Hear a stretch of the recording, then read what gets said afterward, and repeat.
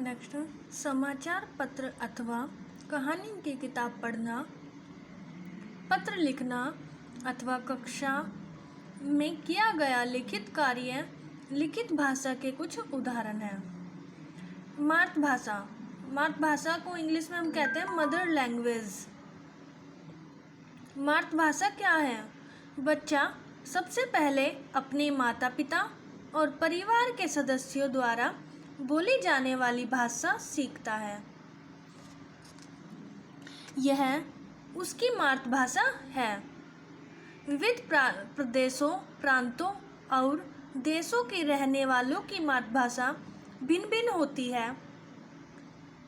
राष्ट्रभाषा, राष्ट्रभाषा को हम इंग्लिश में बोलते हैं नेशनल लैंग्वेज। देश के ज़्यादातर लोगों द्वारा बोली और समझी जाने वाली भाषा राष्ट्रभाषा कहलाती है। वैसे तो भारत के संविधान में अनेक भाषाओं को मान्यता दी गई है, पर भारत की राष्ट्रभाषा और राजभाषा होने का गौरव हिंदी को ही मिला है। 14 सितंबर 1949 को संविधान के अनुच्छेद 343 के अनुसार हिंदी को राजभाषा के रूप में स्वीकार कर लिया गया है। राजभाषा का अर्थ है सरकारी कामकाज की भाषा। राजकीय और प्रशासकीय कार्यों में प्रयोग होने वाली भाषा ही राजभाषा कहलाती है। यह दो राज्यों के बीच संपर्क का कार्य करती है। नेक्स्ट है लिपि। लिपि क्या है? मौखिक ध्वनियों को लिखित रूप में अंकित करने के लिए जो चिन्ह निश्चित किए गए हैं वे लिपि कहलाते हैं। पहले भाषा बोली जाती थी, उसका कोई लिखित रूप नहीं था। धीरे धीरे बोले जाने वाली ध्वनियों के लिए कुछ लिखित चिन्ह निश्चित किए गए और इनके द्वारा भाषा को लिखा जाने लगा। संसार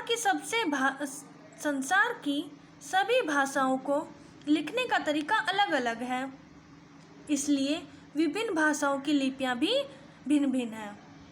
हिंदी, संस्कृत, मराठी, गुजराती, नेपाली भाषाओं की लिपि देवनागरी है।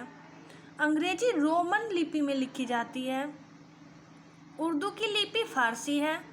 पंजाबी गुरुमुखी में लिखी जाती है। दक्षिण भारत की भाषाओं तमिल, तेलुगु, कन्नड़, उड़िया, मलयालम आदि की भी अपनी लिपियां हैं। देवनागरी लिपि का विकास ब्राह्मी लिपि में हुआ है। अधिकतर लिपियां बाईं से दाईं ओर लिखी जाती हैं, परंतु फारसी लिपि दाईं से बाईं ओर लिखी जाती है। नेक्स्ट है व्याकरण। व्याकरण क्या है? व्याकरण द्वारा किसी भाषा को शुद्ध रूप में बोलने, लिखने और पढ़ने के नियमों का ज्ञान होता है। व्याकरण में भाषा का अध्ययन 3 स्तरों पर किया गया है।